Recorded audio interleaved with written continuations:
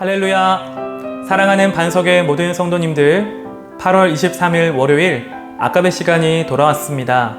오늘 함께 나누실 하나님의 말씀은 시편 67편 1절로 7절까지의 말씀입니다. 네, 시편 67편은 이스라엘의 장막절 기간 중에 낭송된 시입니다.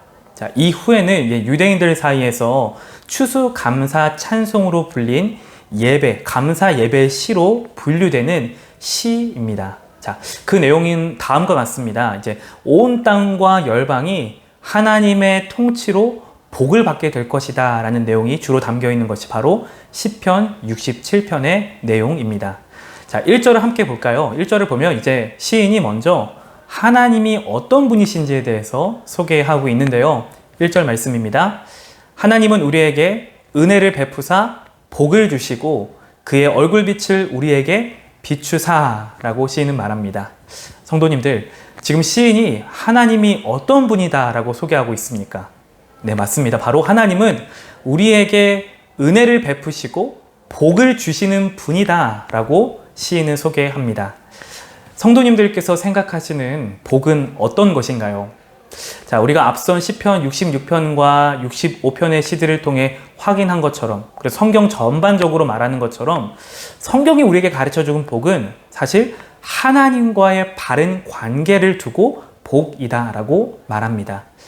아마 이 세상을 사는 많은 사람들 중에 복을 구하지 않는 사람은 없을 것입니다. 자, 그렇다면 왜 그토록 많은 사람들이 제각각 자기들만의 어떤 우상을 만들어서 그렇게 섬길까요? 그것은 그 우상들이 자기들에게 복을 가져다 줄 것이다 굳게 믿기 때문에 그 우상들을 섬기게 된다라는 겁니다. 자, 하지만 우리는 알고 있습니다. 우리 그리스도인들은 알고 있어요. 무엇을 알고 있습니까? 바로 복의 근원은 이 시인의 고백처럼 하나님이신 것을 우리는 아는 자들이죠. 자, 진정한 복은 바로 하나님과의 바른 관계, 하나님 그분 자체이시다라는 것을 우리는 이미 알고 있고 깨달은 자들이라는 것입니다. 따라서 이 복의 근원이신 하나님과의 바른 관계가 정립되지 않는 한 그 외에 다른 어떤 것들, 세상의 물질적인 것, 권력 어떤 것들이 있다 한들 우리는 그것을 복으로 여기지 않는 자들이라는 것이죠. 자, 따라서 진정한 복을 주실 수 있는 분은 오직 여호와 하나님 한 분이시다라는 것을 믿고 우리는 그분을 향해서만 복을 구하는 것을 우리는 이 시인의 고백을 통해서 이 고백을 빌어서 우리는 다시 한번 확인할 수 있습니다. 더 나아가서 시인은요, 하나님께서 그의 얼굴빛을 우리에게 비추시기를 원한다라고 간구하고 있습니다. 자, 여기에서 말하는 하나님이 얼굴빛을 구한다라는 말의 의미는 무엇일까요? 자, 이것은 은유적인 표현인데요. 이것은 하나님의 호의와 축복을 구한다. 다른 말로는 하나님의 임재를 구한다라는 은유적인 표현입니다. 사실 이 말씀의 배경은 민수기 6장을 보면 나와 있는데요. 민수기 6장에 이 대제사장의 축복 기도가 등장합니다. 민수기 6장 24절에서 26절은 다음과 같이 말합니다.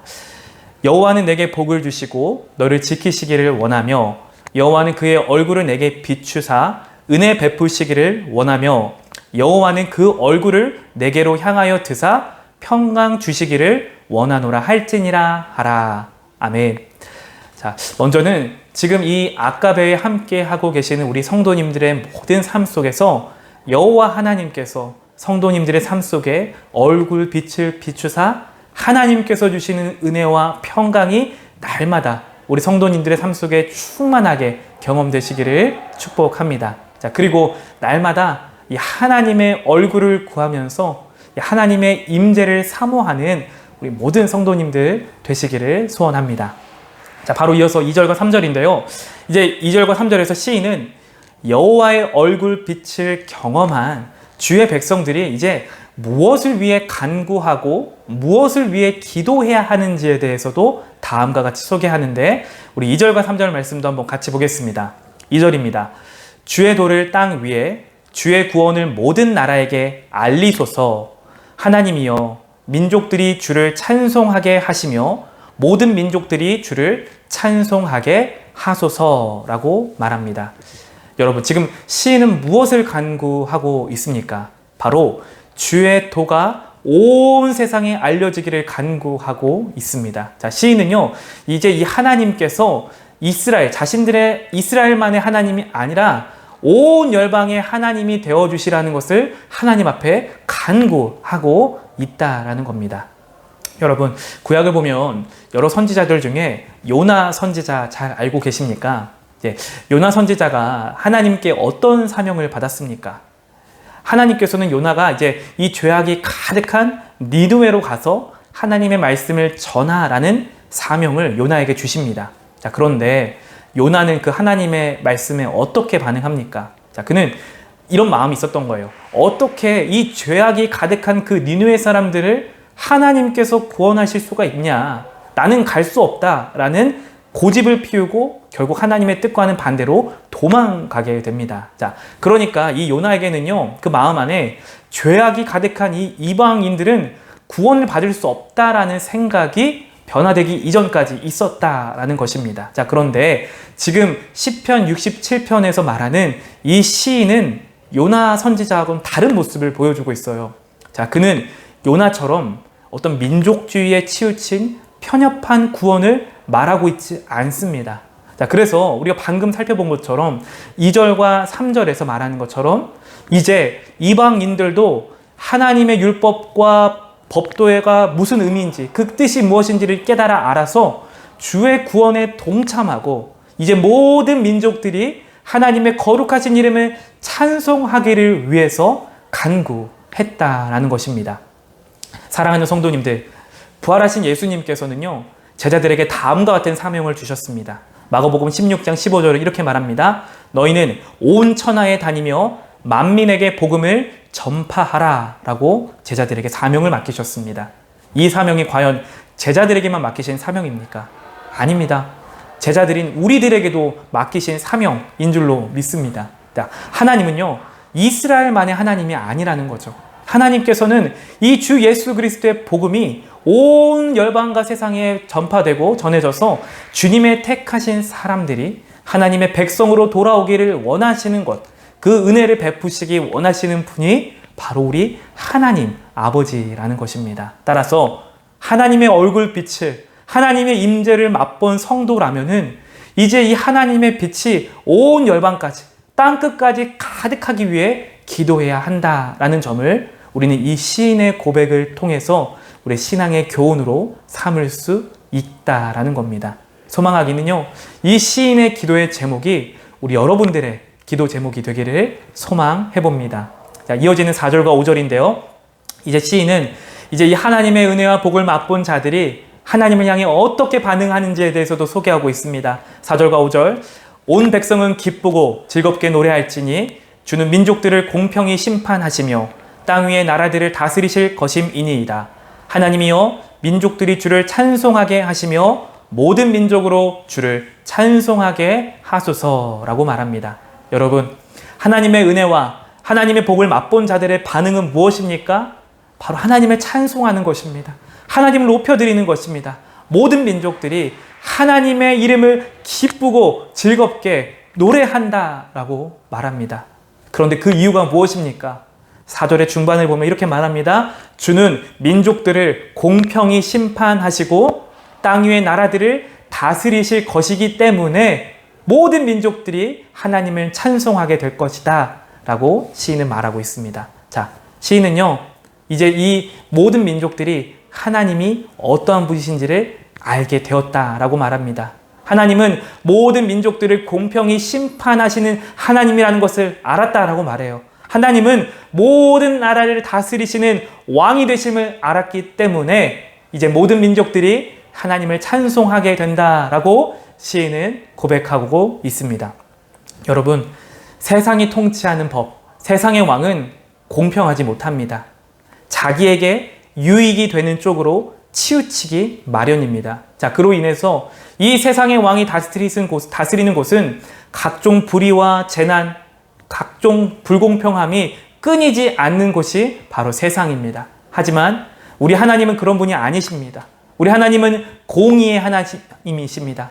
우리 하나님의 말씀은 변하지 않는 진리이신 하나님이십니다. 따라서 그분은요, 우리가 충분히 신뢰할 수 있는 분이라는 것입니다. 그분이 왕으로서 다스리시기 때문에 하나님이 어떠한 분이신지를 알게 된다라면 모든 민족이 찬양하지 않을 수 없게 된다라는 거죠. 자, 여러분은 이러한 일이 실현되는 날을 보기를 진정으로 원하고 계십니까? 자, 하나님을 경배하는 사람이라면요, 이제 모든 민족이 하나님을 찬양하게 되기를 원하고 또한 그것을 위해 우리가 간구하고 기도해야 할 줄로 믿습니다. 마지막 6절과 7절은 이렇게 말하는데요. 땅이 그의 소산을 내어주었으니 하나님 곧 우리 하나님이 우리에게 복을 주시리로다. 7절, 하나님이 우리에게 복을 주시리니 땅의 모든 끝이 하나님을 경외하리로다. 여러분, 세상에는요, 여전히 수많은 우상들이 있습니다. 최첨단의 시대를 우리는 살아가고 있지만 사람들은 여전히 이 어리석은 우상 앞에 머리를 숙입니다. 사람은 굉장히 강하고 똑똑하게 보이지만 사람만큼 어리석고 나약한 존재도 없습니다. 자, 그렇기 때문에 우리는 세상을 바라볼 때 두려워합니다. 권력을 두려워하고 물질의 노예가 되기를 자초하며 살아간다라는 거죠. 하지만 아무리 강한 권세를 가지고 있고 아무리 많은 물질이 가지고 있다 할지라도 결국 그 모든 것들은 사라져버릴 것이라는 거죠. 자, 그렇기에 이 복음, 예수 그리스도를 통해 얻게 된 자유는 우리에게 진정으로 두려워해야 할 대상이 누구인지를 가르쳐 줍니다. 또한 이 복음은 진정으로 우리에게 복을 주시는 분이 누구인지에 대해서도 깨닫게 합니다. 바로 그분이 이 세상이 아니라 진정한 심판자이시자 왕이신 하나님이다라는 사실을 우리에게 알려줍니다. 자, 이 진리야말로 여호와 하나님의 얼굴의 빛을 맛보아 변화된 자들의 입술을 통해 나오는 고백이라는 점입니다. 사랑하는 성도님들, 말씀을 맺겠습니다. 자, 오늘 말씀처럼 우리 하나님은 복의 근원이십니다. 하나님만이 우리에게 복을 주시고 은혜를 베푸시는 분이심을 여러분 분명하게 믿고 여러분의 신앙으로 고백하시기를 바랍니다. 자, 그런데 왜 하나님께서 우리에게 당신의 얼굴 빛을 비춰 주십니까? 그 이유는 바로 주의 도를 알지 못하는 자들, 아직도 권력과 물질의 노예가 되어 이 죄의 바다에서 허우적거리고 빠져나오지 못하는 자들을 위해 기도해야 하는 사명을 우리에게 맡기셨다라는 것을 우리는 기억해야 합니다. 소망하기는요, 우리의 기도의 모습, 그 기도의 내용이 이 시인의 기도를 담는 그런 기도 되기를 소원해 봅니다. 하나님께서 이 구원받은 자에게 주신 복과 은혜는 우리만 누리라고 주신 것이 아닙니다. 하나님은 주의 도와 구원을 만방중에 알리기 위해 우리를 택하시고 우리를 부르셨습니다. 이스라엘이 하나님과 다른 나라들 사이에서 제사장 역할을 하는 나라가 되어야 했던 것처럼 예수 그리스도 안에서 이제 영적인 이스라엘로 부르신 우리 또한 하나님께서 주시는 복과 은혜를 이제 이웃과 나누며 사는 선교적 삶으로 우리를 부르셨다는 것을 기억하며 기도하는 하루 되시기를 간절히 소망합니다. 함께 기도하겠습니다. 살아계신 하나님, 오늘도 하나님의 말씀을 통하여 우리에게 교훈하시고 깨닫게 하시니 감사합니다. 하나님은 복의 근원이십니다. 하나님은 우리에게 복을 주시고 은혜를 베푸시기 원하시는 좋으신 하나님이십니다. 우리가 하나님이 어떠한 분이신지를 바르게 알아 그 하나님을 나의 신앙의 고백으로 날마다 고백하는 우리 모든 성도님들 되게 하여 주시옵소서. 또한 하나님께서 우리에게 얼굴빛을 비추신 것은 구원받은 우리만 그 은혜와 복을 누리며 사는 것이 아니라 이제 죄와 사망에 허덕이는 많은 사람들에게 주의 구원을 전하고 주의 도를 베푸며 그래서 그들로 하여금 하나님을 찬송하게 하는데 우리를 부르시고 우리에게 사명을 주신 줄로 믿습니다. 하나님, 오늘 우리가 만나는 모든 사람들과의 관계 속에서 주의 복음을 전하고 예수 그리스도를 전하는 그런 복된 삶 살아갈 수 있도록 성령 하나님 우리를 인도하시고 친히 주장하여 주시옵소서. 감사하며 이 모든 말씀 살아계신 예수님의 이름으로 간절히 기도합니다. 아멘. 오늘도 주신 말씀 붙잡고 승리하는 하루 되시기를 소원합니다.